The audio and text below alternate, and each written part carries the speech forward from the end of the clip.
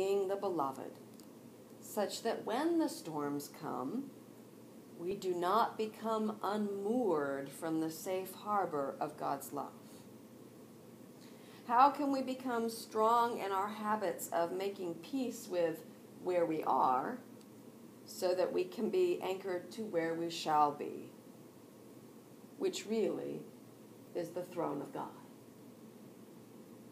How can we hold these two seeming opposites together?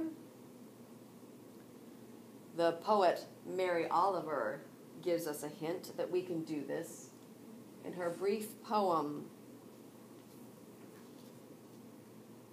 "We shake for joy. We shake for grief."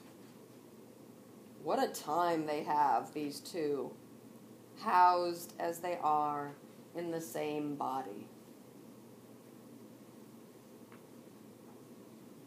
So then, if our project is to house these two together in the same body, how shall we act?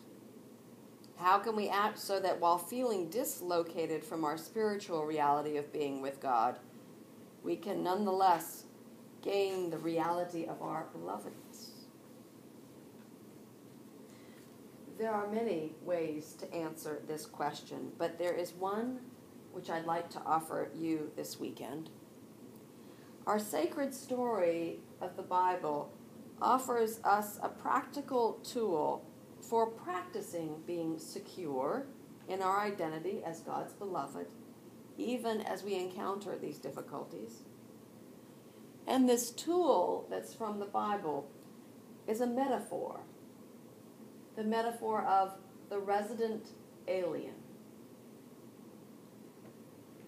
A resident alien is a person who lives in a foreign land but can function in that foreign land and be safe and secure in it because he knows who he is and he knows to whom he belongs.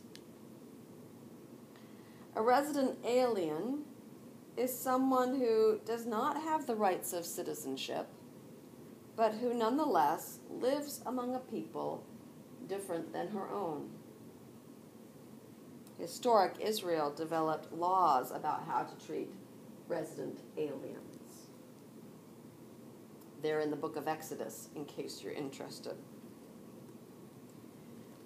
You might recall that from the earliest point in our spiritual history, our ancestors have been resident aliens, starting with Adam and Eve and going forward to Abraham. The call of Abraham, the call of God to Abraham in the wilderness, is the call that we find placed on our own lives. Abraham, or Abram, as his name originally was, is called by the Lord to leave his homeland in Haran, the homeland of the Ur of the Chaldeans. He is called out by God to leave that land and to become a resident alien, a sojourner in Canaan. From the book of Genesis. "Go from your country and your kindred and your father's house to the land that I will show you. I will make of you a great nation, and I will bless you and make your name great, so that you will be a blessing. And in you all the families of the earth shall be blessed." When Abraham accepts the call to be a resident alien, he opens himself to blessing. Struggle and blessing go together. A nice illustration of this is Mary Oliver's poem, Mockingbirds. She writes, "This morning, 2 mockingbirds in the green field were spinning and tossing the white ribbons of their songs into the air. I had nothing better to do than listen.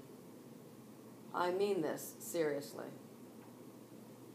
In Greece, a long time ago, an old couple opened their door to two strangers who were, it soon appeared, not men at all, but gods. It is my favorite story.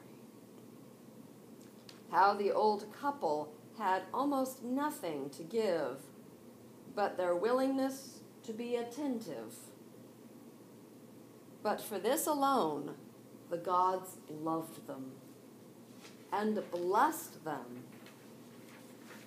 When they rose out of their mortal bodies like a million particles of water from a fountain, the light swept into all the corners of the cottage, and the old people, shaken with understanding, bowed down. But still, they asked for nothing but the difficult life which they already had. And the gods smiled as they vanished, clapping their great wings.